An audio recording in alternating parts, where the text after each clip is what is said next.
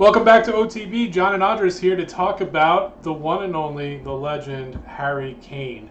The Athletic, David Ornstein, Andres, our favorite gooner, I believe, came out about a week ago and he said, you know what, I've been hearing things about Harry wanting to leave the club. And then a few days later, Ornstein said, I was just kidding. I'm not really, it was more of a commentary than a report. Typical nonsense. But what it did kind of start is the road to speculation as far as what is the future for Harry? What's on his mind? He basically came out and he said, and I quote, he said, "I try to stay out of that speculation as much as possible. I'm fully focused on doing the job from the pitch from now until the end of the summer, and then we'll see where we go from there." Typically, that's not something, typically that's something you absolutely hear from Harry whenever this kind of conversation comes up in the past. He says, I want to focus on the football. We'll go from there. Every now and then he'll come and say, you know what, Spurs are where I want to be. Like, I'm a fan. I want to be a legend here. I want to catch Greaves' record. But we haven't really been the best as of late. Last few years, we've given him opportunities. Obviously, we've given him a Champions League final. We've given him numerous competitions and chances to win silverware. Nothing has really panned out, as everybody likes to constantly remind us. Would you be upset, Andres, or would you understand if Harry Kane took his talents, I'm assuming, outside the Premier League to Spain or otherwise? Well, first and foremost, it has to be outside of the Premier League, right? It just gotta be. Can't be Man City. It can't be Man City. It can't be United. I think those are the only two clubs that would actually be in for him.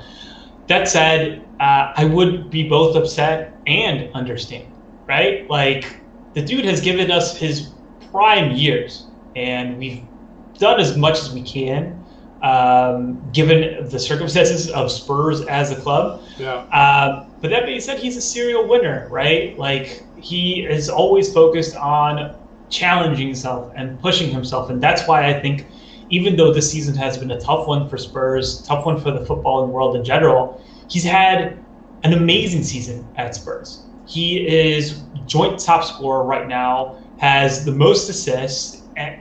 Everyone's evaluation essentially has dropped this year, simply because, again, of what's going on. Sure. I think, has either stayed the same or increased, because he's shown that he's not just a striker. Like, if Kane is sold, Levy will have to buy 2 or 3 players to replace him. That's how pivotal he is to how Spurs play right now. Then, like you mentioned, there is another question of who can afford him.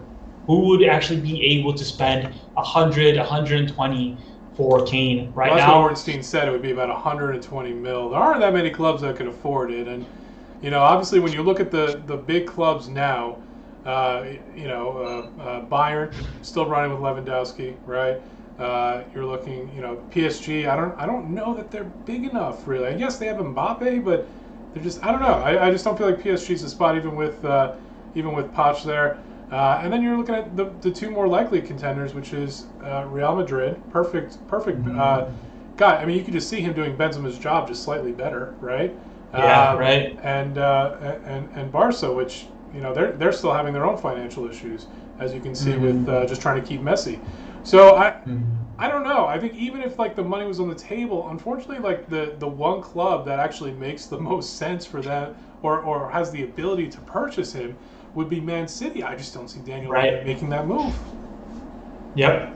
Yeah, I think it would be Man City, especially given that Kun Agüero is almost on his way out over there, and not Raheem Sterling. Gabriel Jesus has struggled to fill his boots, right? Yeah. Kane would be, he would fit in that perfectly and would absolutely win the Golden Boot over and over again with Kevin De Bruyne behind him. That said, Livy's not going to let him go there, for one.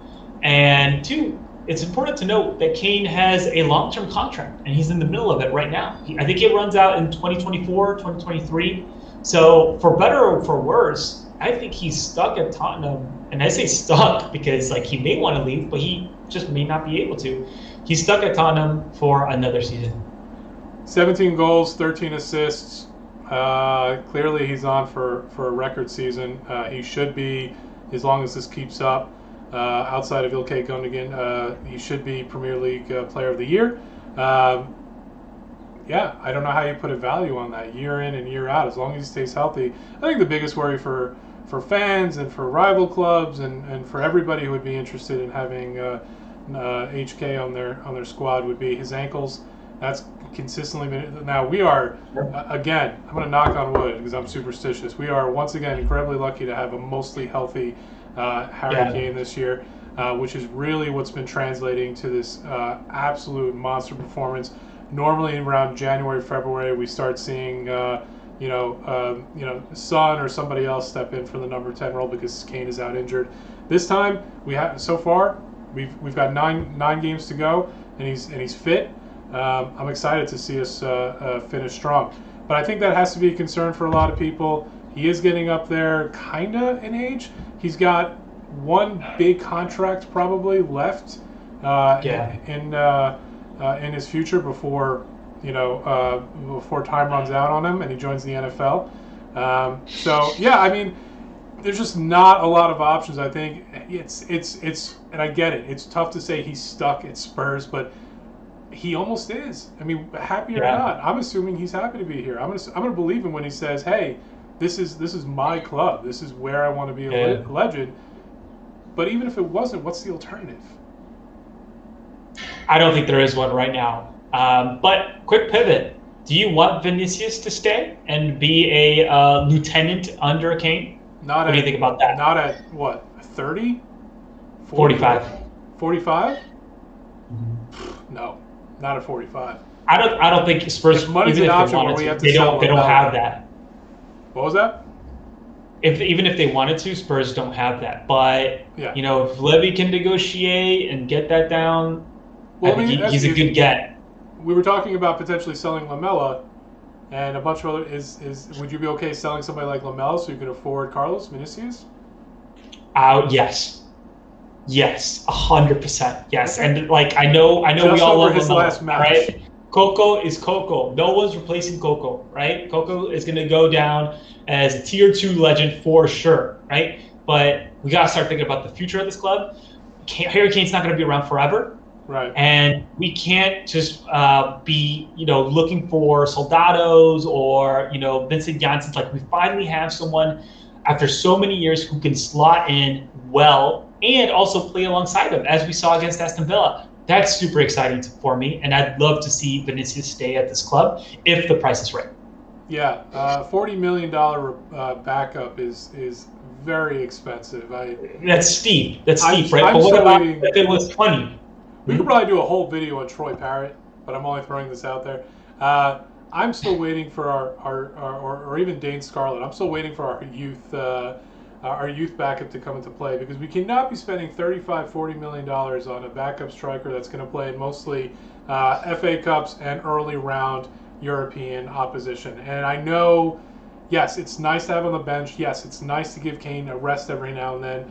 But the answer cannot be that, especially when our budget and our wage structure is what it is. I disagree with you, and it's good to have disagreements. We shouldn't always agree, Andres. But I disagree that he would be that we should trigger that and go after. Now, if you tell me Daniel's easily able to renegotiate and we sign Carlos for 15-20, and you're telling me it's a straight swap between a sell and a buy, yeah, I'm on board for that. Let's do it. But I can't swallow the 30-40. I think we actually do agree, John.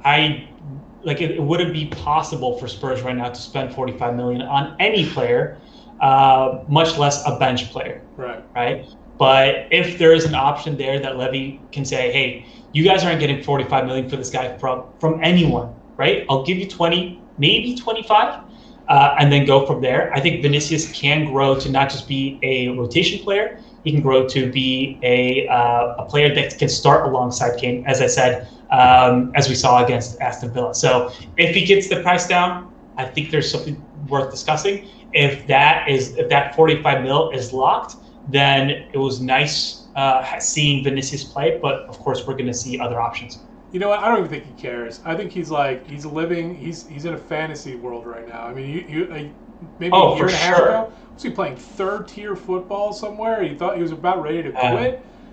He was done, and all of a sudden now he's scoring goals and he's in a League Cup final. And he's playing for one of the best clubs in the world, in my opinion. Life's got to be great for him right now. I mean, so I'm sure if it's up to him, if he has any say in it, he'll be very excited about potentially staying. Him and Lucas seem to have a best friends vibe, which I'm really digging right now. They always seem to really. Remember when Lucas scored a goal against last week against Villa? Who's the first person to run up to him, looking completely overjoyed? Yes, Lucas got the assist, but still, it was really nice to see, and they're friends. So I'm happy for them. All right, yes, Harry Kane. I would love to hear your opinions on it. Let us know. What do you think? Does he stay long term? Does he choose to be a legend here at Tottenham, or does he go? And if so, where does he go? Let us know in the comments. Thanks so much, everybody.